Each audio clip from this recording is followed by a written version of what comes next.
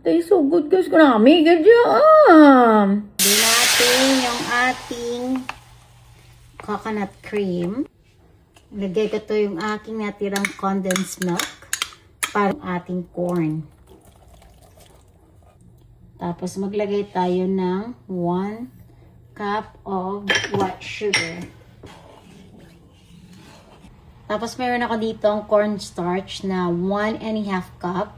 Yan siya, i-dissolve natin siya sa 1 can of evaporated milk. Instead of water, so milk ang ilagay natin.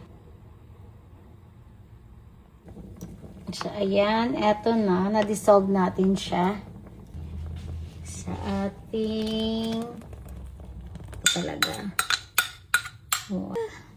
Mabilis na talaga to ang mahablangka. Ala, ayan, oh. Ang bilis niya. Uy, tama nga. Sumaha talaga is 2 sandok. Ayan, oh. Ako, maglalagay ako ng heavy cream. Yung iba naglalagay ng cheese.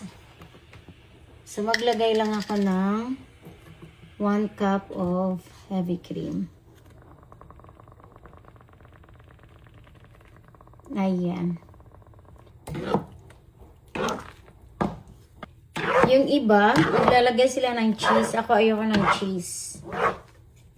Hindi na siya balas-balason. Pag okay na yon, parang feeling nyo luto na yung cornstarch. Ano na yan? Ready na yan. Painaan nyo lang yung apoy nyo. Ito, luto na to. Katamtaman lang talaga ang tamis ng 1 cup of sugar. Kasi ayokong sobrang tamis. Oh my gosh. Ayan.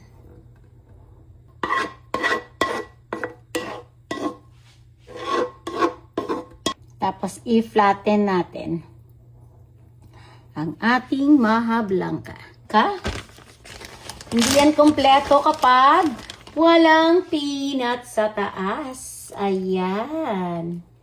Lagyan natin. Hi, Han! I love you! Ala. Oh, di ba? No? Ready na tayo sa taste test natin.